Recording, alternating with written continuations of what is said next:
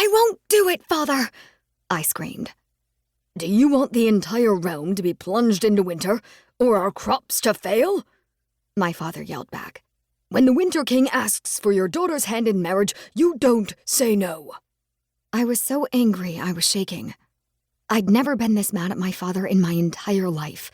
I loved him, adored him, worshipped the ground he walked on. But I would not relent to marrying that monster. "Well, that's exactly what I'm going to say when he gets here. No!" I shouted. And wind picked up inside the house, causing the papers on my father's desk to fly into the air and form a funnel. He sighed, as if he were used to my outbursts, but that was unfair. I didn't have them that often, only when being forced to be married off to a heartless jackass. "Daddy." I softened my voice and the wind died down immediately, bringing the papers to a slow descent to the floor. "I love you. I respect your decision-making, but I will not, under any circumstances, marry Lucien Thorne. Ever." My father looked up at me with sadness in his eyes, and I knew then that it was already done. Arranged marriages were common among royalty, and I always knew as the Princess of Fall, I would one day be called on by a royal suitor. But Lucien, the Winter King? It was unthinkable. "No." A strangled cry came from my lips, and my father could no longer meet my gaze. "I'm sorry, Madeline. There's nothing that can be done," he said. And that was that. My fate was sealed to the most vile man in all of Thorngate. Lucien had only been king for 6 winters, and yet I had over a dozen stories of his evil doings. He once froze the entire summer crop when they protested his raise in taxes. I also heard that he took the tongue of his favorite chef for serving him bland food. He hated flowers, so he had them all destroyed for miles around his palace. He was dead inside. Evil. Ever since his father abdicated the throne to him on his 16th birthday, there had been nothing but rumors of his darkness. "What if he beats me?" I tried to reason with my father. "You've heard the rumors, Daddy. He's unkind." My father looked stricken. "He would not hit his wife." He didn't sound sure, though. "Make her help me." My father was kind. Too kind, and always trying to please others. Now I was going to have to deal with this myself.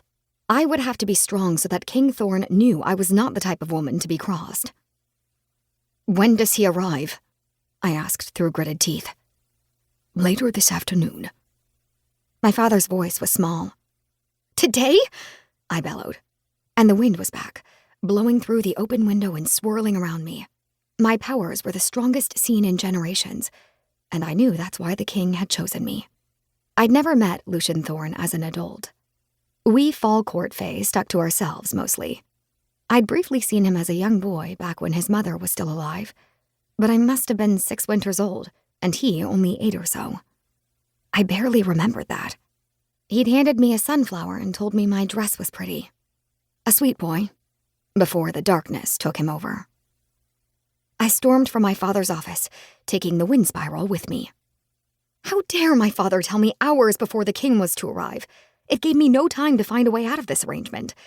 And maybe that's what he wanted. The palace staff hugged the walls as I passed, my wind blowing their dresses left and right.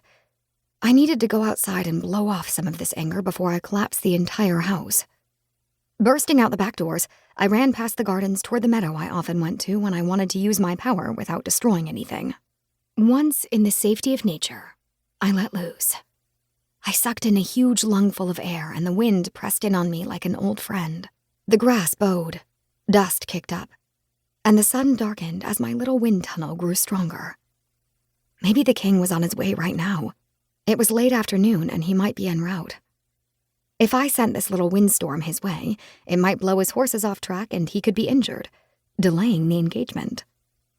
I shook myself from those dark thoughts, knowing such a thing would be traced back to me. Balling my hands into fists, I looked up at the sky, into the eye of the storm I'd created, and let loose with an agonizing scream, aiming it at the sun as if it was his fault I was upset. All at once, the wind died out, and I was calm again.